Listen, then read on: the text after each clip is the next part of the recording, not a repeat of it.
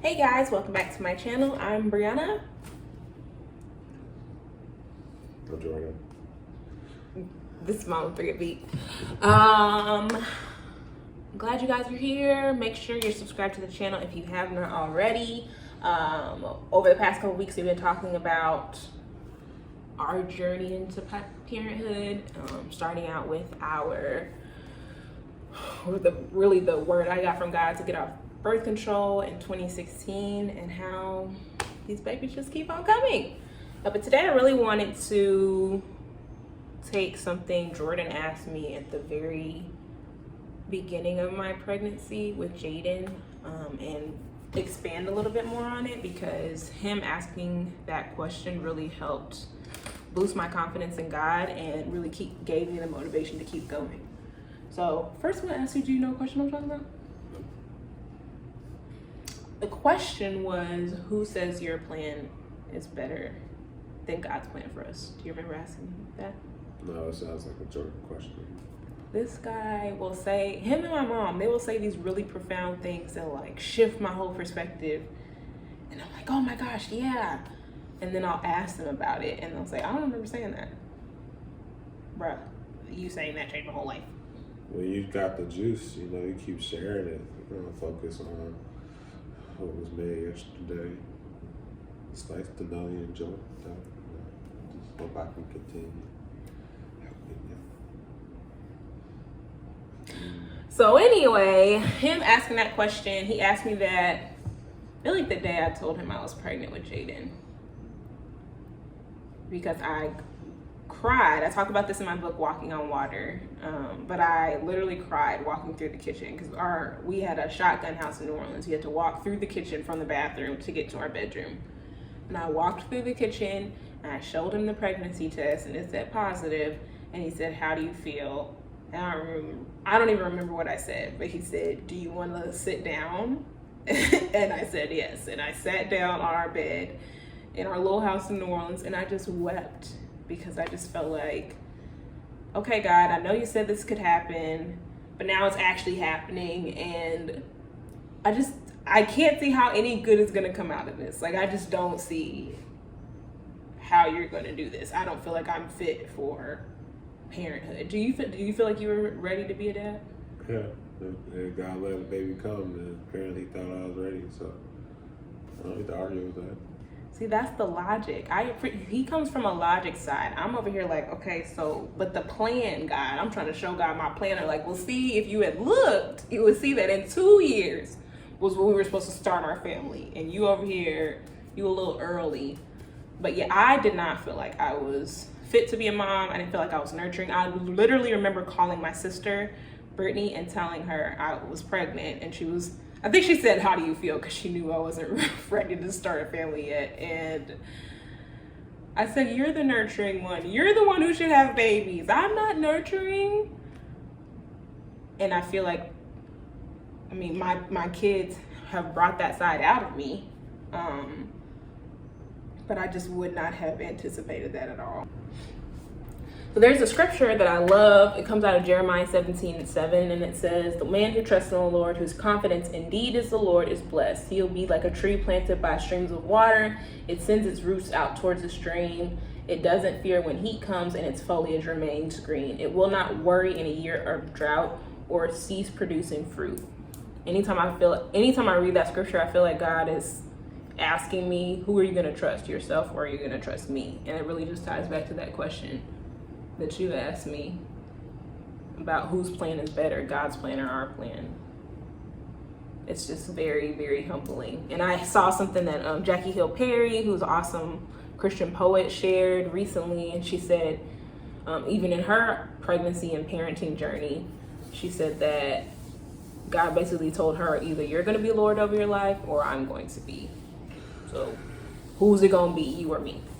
So that's really, really humbling. I feel like the moments when I get anxious, it's almost an indication that I'm trusting less than God and I'm trusting more in me. And something else God shared with me is that Like Jordan and I, we take responsibility for taking care of our children. Even though he teases all the time about our kids making money, and but I'm not teasing. I'm serious. They got to be making money early. But yes, he talks about them contributing to the household financially, even though they're 4 and 2. Passive income by 6 is the plan for all of them. In 4 months, he's talking about that. But at the end of the day, like, we're not putting them out because they're not contributing to the household financially. And something God shared with me, he said, Bree, I've never asked you for money to take care of your family. Like, yes, we have to be responsible. We need to do our things. We need to apply for the jobs if God's telling us to apply for jobs. We need to go after the clients if God is telling us to start our own business. But there comes a point where he's like, okay, I just need you to put your little effort in, and now I got it. So a question I think I want to ask you is how you feel like the plans of God have been good for us over the past few years, and then also what things you still see room for improvement. I don't know if that's a good way to put it. Can think on that second question.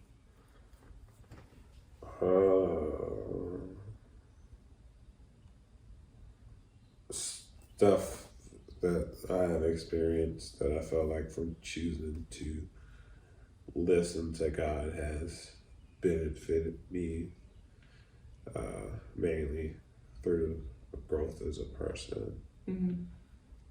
Whatever stems from growing as a person. I mean, that's all a rabbit hole of conversation. Mm-hmm. Is there a specific example of how God has developed your character through something you weren't planning for? Nicer people. Because I've chosen to show love in a way that people receive more than what I lean towards as a default. So everybody be thinking I'm so nice. And I just be like, thank you. But it's because of God. Yeah, nobody was hearing that when I was a teenager.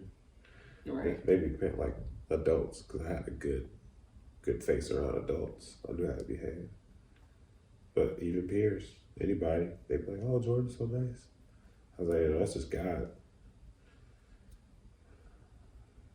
And how does that tie to the plan part? Allowing him to make the moves that was suggested through you or other people. Trying to be obedient. It's refining character development. It's generally just making me better. So the growth that comes with that is going to show in different ways. Maturity, financial decision making, mentoring, relationships with family members and friends. You said speak on one, so I spoke on one. I mean, that makes sense. I just was trying to dig deeper into what specifically you were talking about. I think that when I think about God's plan for me, I mean, it's funny because us getting married became a part of my plan, but when we first were dating, I was not interested. Like I was willfully resisting being in a relationship with you because I just didn't like that level of vulnerability. That's really what it came down to. I didn't really like I was used to sharing a bunch with people and then them either abusing it or just completely ignoring it. And so to have love reciprocated was just like, wait, no, you're supposed to leave, or you're supposed to say something horrible that makes me leave, or whatever. And that just wasn't how it was. But I feel like having that flexibility I know I've become a better person since being married to you, and also since becoming a mommy. There's a scripture that says a man plans his way, but the Lord establishes his steps. And specifically when it comes to children, I know a lot of us feel more comfortable if we have certain things in place. Like, okay, we're gonna save for a house, we're gonna get the house, and then we're gonna live there for a year, and then we're gonna have kids. And sometimes God allows that to happen. But for us, it didn't happen like that. Like, we had a house we were renting, and Jaden lived, his room was our room, and then it was the living room for a while because our house just wasn't very big. But I feel like as we needed more space, God gave it. Like, we lived with my parents for a year almost, and then we moved into the house that we're in now. And I feel like he gave us more right when we needed it. But if I was relying specifically on my plans, we probably would have only had one child at this point, because again, 2 years felt like when I would be more ready, more prepared. And what I have seen is, even when you save your money up, I mean, clearly, like 2020 showed us, there are just certain things that happen that you can't plan for, that you might not be expecting. Yeah. Oh, you want me to chime? Yeah. I have been chiming. You asked me a question. I said so. Mm-hmm. I know you have thoughts. Any thoughts you want to share? I was just thinking about the math of the kid. So I guess maybe John will be the one coming up next. Whatever child. For a job? No, John. You said he waited 2 years. So it's James 4.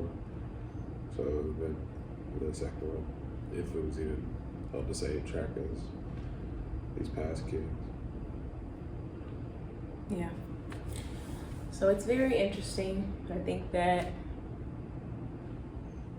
me having to trust God's plan over my plan has built my faith, and it's strengthened my resolve in seeing some of the promises that I feel like God has for our family. Because as these kids keep coming, I'm like, okay, Lord, still haven't gotten that big promise yet, so it's got to be coming. Like, it's just got to be coming. I just want to encourage you guys, if you feel like things in your life, and I shared this in the first video, when life doesn't go the way you plan, or one of the first videos, but if you have things that are going on in your life that you didn't plan, I feel like rather than growing bitter, which is really easy to do, it's actually better to focus on becoming better. I remember a couple years ago, or I guess it was longer than that, because now it's about to be 3 years that we've been in Texas, but we were getting really frustrated with our finances, and Jordan told me to write down all the things I felt like I was learning in that season that we were in. And I did. And by the end of me doing that exercise, I had a completely different perspective shift. So for your situation, rather than focusing on all the things you feel like you're not getting, the things that aren't going the way that you expected, the things that you wish had gone differently, instead of focusing on all that, journal, write, pray about what it is that you're learning in the season that you're in currently, and how you can apply it to future seasons and future opportunities. I know for us, because we were in that hard financial place, the way we handle money is completely different. And I've learned the importance of priority, and I've also learned the benefit of being patient and waiting on things instead of just having knee-jerk reactions to things. I also feel like I learned submission more through money, especially since I'm here at home with the kids. I feel like I'm more intentional about asking him, hey, I'm thinking about buying this. What do you think about it? Where before, when I was making income as well, it was just like, well, this is my money and this is what I want to do with it. So I'm trying to see. So that's it. Like, subscribe, follow me on Instagram, BeLightfootSmith, and yes, share if this was helpful for you. Next month, we're going to talk about my actual birth story with Jaden, which is interesting because I think his birth story going the way it did really changed the way that I viewed future pregnancies. I'm also going to talk about how motherhood has changed me specifically. And then we'll have another episode with my lovely husband here where we talk about how parenting has changed our marriage. So that's it. Like, subscribe, comment, all the things. Let me know below what's an area where God has done something that you didn't plan, and then how did it turn out, or are you still waiting on the good to come out of it?